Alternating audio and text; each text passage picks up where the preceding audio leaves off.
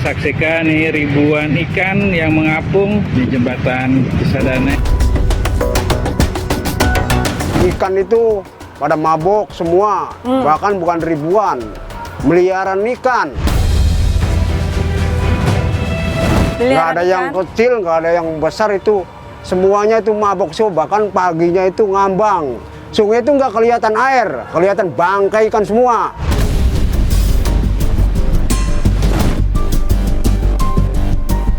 Ya, ini wangi solarnya masih kencang, masih bukan aroma ikan pada umumnya. Dan saya tidak berani untuk memakannya karena ini sudah fix. Ini adalah ikan yang sudah terkontaminasi ataupun tercemar dengan limbah.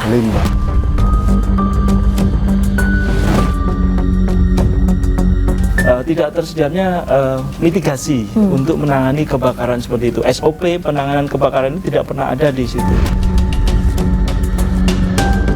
Simpangan Cilentring ke Cisadane sampai ke Muara Teluk Naga itu totalnya 41,66 km. Itu semua terpapar. Sifatnya ini tuh limbah kategori bahan beracun berbahaya, gitu. Maka ada sudah penanganan khusus gitu.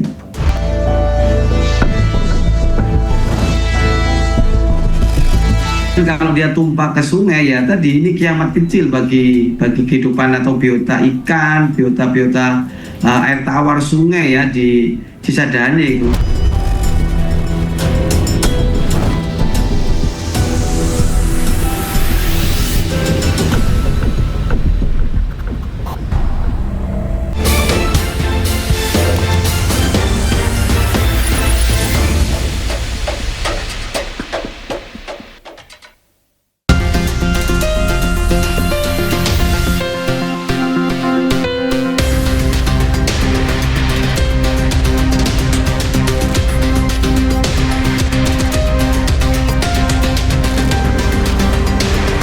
Sejumlah warga Tangerang, Banten mengakui pusing usai mengonsumsi ikan yang diduga telah terpapar racun dari aliran Sungai Cisadane. Sebelumnya, kebakaran gudang bahan kimia menyebabkan pencemaran aliran Sungai Cisadane. Tak hanya membuat ribuan ikan mati mendadak, cemaran ini bahkan sempat membuat aliran air bersih warga terhenti sementara. Lalu siapa yang harus bertanggung jawab atas kelalaian pencemaran yang telah merugikan masyarakat ini? Bersama saya Arlisa Hadi, inilah Ainis Files.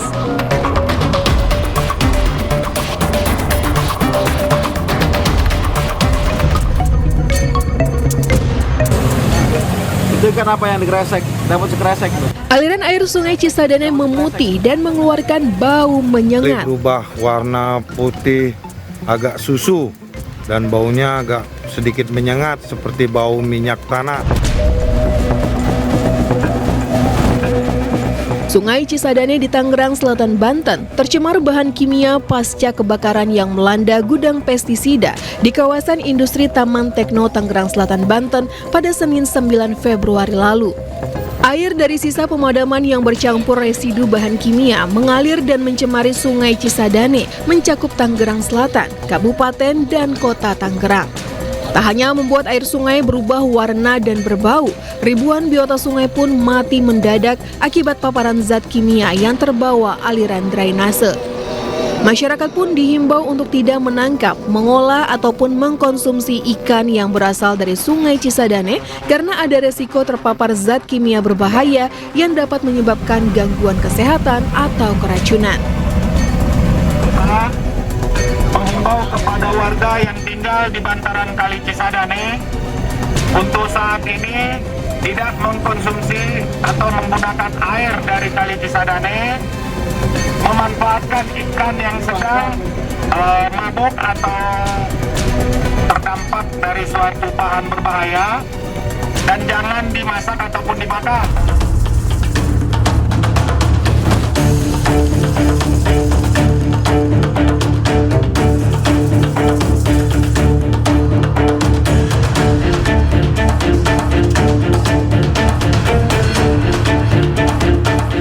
Saat ini saya berada di daerah Karawaci, tepatnya di Tanah Gocap, salah satu aliran dari Sungai Cisadane, di mana pada Senin 9 Februari lalu ribuan ikan ditemukan mengambang.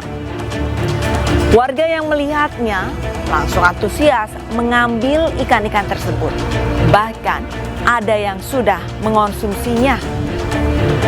Belakangan diketahui ikan-ikan yang mengambang akibat terpapar cemaran dari pestisida yang mengalir dari sisa kebakaran di gudang penyimpanan pestisida PT Biotek Saranatam.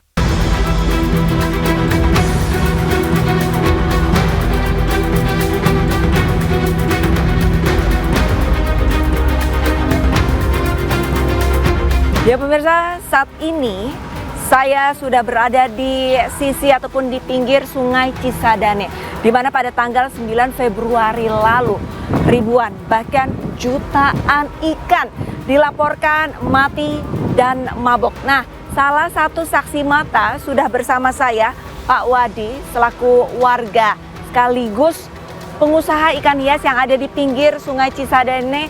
Kita langsung saja tanya-tanya, Pak Wadi.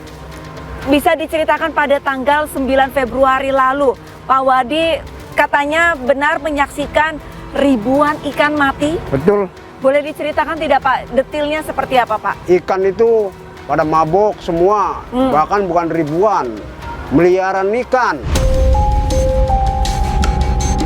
Nggak ada yang kecil, nggak ada yang besar, itu semuanya itu mabok semua, bahkan paginya itu ngambang. Sungai itu nggak kelihatan air, kelihatan bangkai ikan semua.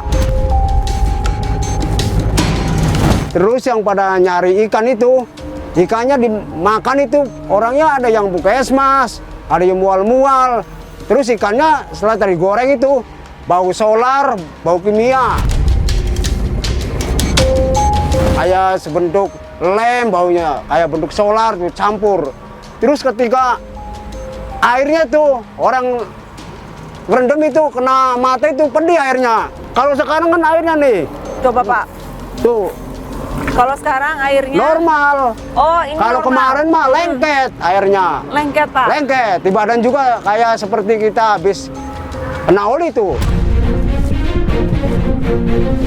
Oh, itu, selengket iya, itu. Selengket. Jenis ikan yang Bapak tahu pada saat itu yang mengambang di atas sungai ini ikan apa saja Pak? Ikan patin, ikan gurame, terus moa, ikan baung, udang lobster itu pada naik ke sini nih. Lobster Pak? Iya, yang segede-gede gini naik nih, tinggal ngambilin aja.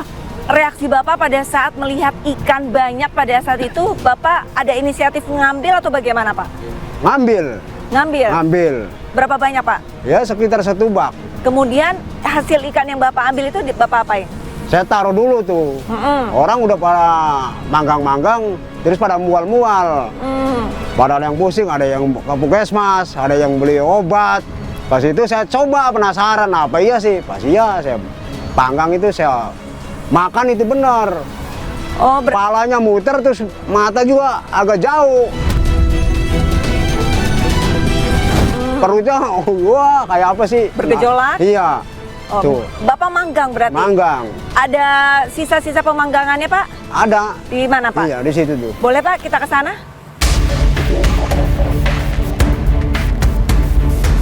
Jadi Pak Wadi, bakar-bakarannya di mana Pak?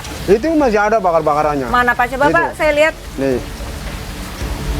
Ini bakar-bakarannya masih ada, kelihatan itu bekas-bekasnya. Oh, ini sisa daging bakar. ikan yang waktu pas Bapak bakar yang ketemu ikan yang 9 Februari lalu itu? Iya, itu yang ikan mabok tuh. Pada saat Bapak memanggang ikan, ini tekstur ikan itu sendiri kayak gimana Pak? Ya ikannya itu pasti panggang itu, ikannya juga udah lain, warnanya pucat. Terus pas mateng juga dimakan itu baunya ya bau kayak kimia, kayak solar, kayak lem itu. Baunya bukan main. Jenis ikan yang waktu pas bakar ini Bapak apa jenis ikannya? Ikan patin. Ikan patin? Ya, ukuran 3 kilo. Kan Bapak otomatis tahu dong kalau ikan yang bagus itu seperti apa, karena Bapak kan juga pengusaha ikan. Boleh diceritakan pada saat mungkin memegangnya, adakah perbedaan ikan sehat sama ikan tidak sehat pada saat itu Pak?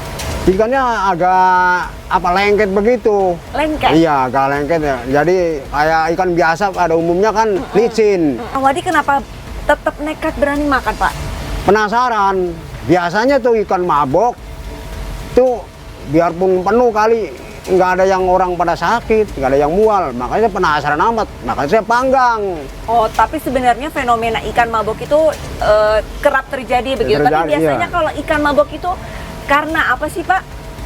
Karena air kenceng dari Bogor kiriman, dari sini jernih didorong sama air hujan, baru mabok. Sekarang mah nggak ada air hujan, airnya diem, kok ikan mabok. Ada apa ini? Ditambah lagi warna Iya. airnya beda ya, Pak Beda. ya? Warna hijau ya, Pak ya? Hijau kayak semu-semu cincau begitu. Pak Wadi tadi sempat sampaikan ikannya banyak, ada satu bak. Satu bak. Masih ada sisanya nggak sih, Pak, untuk kita perlihatkan ke penonton Ainis Ada Fest? satu lagi tuh. Boleh, Pak? Ini ikannya, Pak. Boleh saya pegang ya, Pak? Ikannya. Ini salah satu ikan yang Mujair. diambil sama Pak Wadi, ikan mujair. Boleh dibuka nggak, Pak? Boleh, boleh. Kira-kira masih bau tidak ya, pemirsa? Nah, ini sebelum saya buka dan saya mencium aromanya, Pak Wadi, kalau misalkan dari sudut pandang Pak Wadi, kalau untuk ikan mujair jenis ini bisa dikatakan termasuk ikan yang sudah terdampak limbah apa Limbah. bukan? Terdampak limbah ini. Bedanya apa? Bedanya kalau ikan biasa kan warnanya nggak besem. Oke. Iya, kalau ini kan udah besem ini, termasuk udah kena limbah. Dari Warnanya sirip-sirip aja saja udah lain. Sirip dan warna sudah Lain. berbeda. Karena dia udah Terkontaminasi. Iya, kena limbah itu. Saya akan coba buka apakah baunya menyengat seperti yang dikatakan Pak Wadi. Kalau dari luar dan mungkin karena disimpan di freezer, Iya. jadi aromanya tidak terlalu menyengat. Tapi kalau dari cerita Pak Wadi, ikan mujair ini sama seperti ikan patin, kalau digoreng aroma Bau solarnya solar, ya. bau Solarnya, lem. Bau lem menyengat. Ini saya akan coba buka. Oke. Warnanya kan begini tuh. Warna siripnya sudah Iya, lain, berbeda. Kak. Merah-merah kayak bintik-bintik orang ini. Iya, betul. Kalau ikan segar tidak ada bintik-bintik Iya, merah ya, Pak ya? putih mulus. Putih mulus, Iya. tapi ini merah-merah. Merah-merah ini kan udah kena melekat limbah ini. Hmm. Makanya warnanya begini, berubah. Selain Pak Wadi, orang-orang di sekitar pinggir Sungai Cisadane banyak yang makan, Pak? Ada sebagian di situ, cuman katanya pada mual-mual semua rata. Rata Iya. semuanya. Keluhannya mual-mual, apalagi Nah, Pak? makannya sedikit, dibuang-buangin ikan juga. Terus Bapak pengobatannya gimana, Pak? Saya itu beli kelapa dukan hijau sama susu apa itu ruang. Udah, saya minum tuh. Bapak langsung minum? Iya, langsung. Belakangan ini Pak Wadi tahu tidak alasan kenapa jutaan ikan mati di Sungai Cisadane? Ya itulah, apa katanya tuh kebakaran itu pabrik. Pabrik kimia tuh. Kebakaran meleleh ke kali. Setelah kejadian ini, Pak Wadi takut nggak kalau misalkan ngelihat ada kejadian serupa ikan-ikan mabok di sungai, terus Pak Wadi tetap mau ngambil lagi atau bagaimana? Kalau airnya kering, dari sini kering, hujan mendadak berani ngambil. Tapi kalau airnya diam, saya nggak mau. Kayak yang kemarin Iya. ya? Kapok ya, Pak ya? Kapok. Pak Wadi, tadi Bapak sempat bilang kalau untuk mentahnya memang tidak beraroma, tapi kalau dimasak itu aroma solarnya keluar. Bapak ada kompor, ada penggorengan? Mau nggak ada, dipanggang aja. Boleh ya kita Iya. bakar ini ya, Iya. panggang ini ya. Iya, Kita ini coba, saya coba. penasaran. Ya mau. Pemirsa, ini seekor kucing liar saja tidak mau makan ikan yang sudah terkontaminasi. Saya akan coba sekali lagi.